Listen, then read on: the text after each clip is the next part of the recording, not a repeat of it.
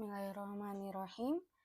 Kali ini kita akan belajar cara ngeprint to PDF atau DWG to PDF. Pertama, kita pilih dulu karena kita menggunakan model, kita pilih yang mau di print yang bagian mana. Misalnya contoh ibu yang ini. Detail kusen P1 dan P3. Ctrl P. Ini kan ada pilihannya ya, monokrom, style, atau sebagainya. Nah, untuk sebelum ke sini, jika komputer yang di depan menyala, silahkan mengcopy filenya. Ya, mengcopy filenya. Nah, sampai cari DFLT CTB. Nah, sampai cari DFLT CTB. Kenapa? Nanti kita jelasin di video ini ya. Nah, pertama kita klik dulu style jika sudah di copy ya filenya. Style manager. Nah, ini kan di sini ya plot di sini tuh buat melihat. Nah, kita boleh pindah dulu tadi yang DFLT CTB-nya di copy, kemudian masukin ke dalam sini. Nah, paste, di close.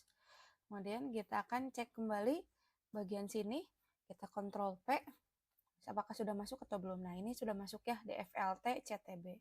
Nah, fungsinya apa? Nah, sekarang kita pakai yang monokrom dulu.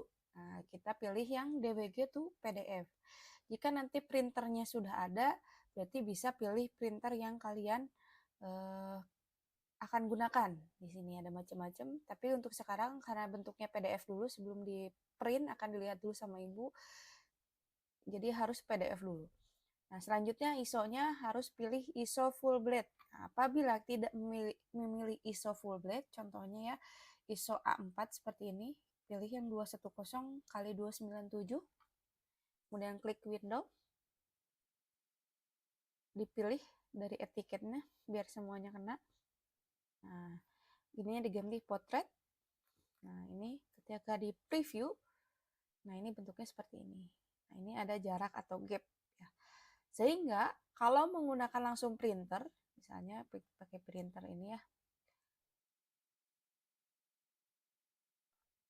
Misalnya printer yang misalnya contoh ini. Nah, ini kan A4 ya. Preview seperti ini. Nah, ini kan ada gap juga sama. Nah, berarti tinggal dimatikan fit to paper-nya, masukin angka 25 atau kan tadi skalanya 1:25. Nah, jadi seperti ini ya. Oke, kita lanjut lagi karena tadi kita pilihnya DWG to PDF. Kita pilihnya ISO full blade.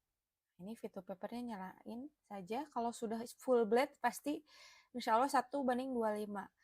Adapun nanti ketika di preview masih ada terlihat berarti bisa jadi etiketnya yang kurang tepat ya. Karena skalanya pasti udah pasti 1:25. Nah, jika ada koma di belakangnya seperti biasa harus dihapus dulu. Ini preview. Kemudian kita pilih plot. Misalnya ibu tulis, misalnya karena ibu udah pernah ditulis ya. Jadi detail kusen P1 dan P3. Nah, bentar, ibu masukin dulu deh. Nah,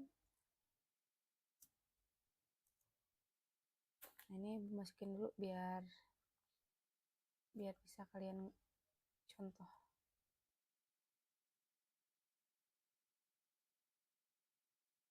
Nah, ini kan P1 sama P3 ya. Di save. P1 dan P3 yang satu. Nanti kalau kalian tetap P1 dan P3 saja ya. Ibu mau ngasih perbedaannya.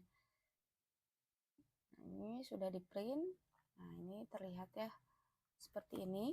Nah, kita lanjut yang tadi. Kenapa sih perlu masukin DFLT? Ctrl P. Atau karena pernah di print jadi enter saja. Nah, ini nonnya diganti ke previous plot karena sebelumnya kita pernah ngeprint atau memplot. Nah, ini kita ganti ke DFLT. Yes. Nah, sudah di preview. Kemudian klik kanan plot. Namain seperti biasa. Belakangnya diganti jadi 2. Untuk kalian nggak usah seperti ibu ya. Nggak usah ada 1, 2. Cukup pakai yang DFLT saja. Nah, ini ada perbedaannya. Nah, ini jika yang monokrom. Ini terlihat jelas ya. Yang monokrom itu hedge-nya tebal. Kalau yang ini hanya garis-garis aja saja. Jadi yang kemarin yang sebelumnya kita pakai yang 250 ya atau 251 diganti bukan by layer. Nah, ini fungsinya ini. Sehingga membedakan yang harusnya mana yang hitam, mana yang agak abu-abu sehingga ketebalannya berbeda. Gitu. Dicoba semuanya dicoba baik itu yang P1, P3 dan seterusnya sampai J3. Selamat mengerjakan, jangan lupa nanti jika sudah berbentuk PDF dimasukin ke komputer di depan atau komputer yang biasa digunakan untuk Windows R.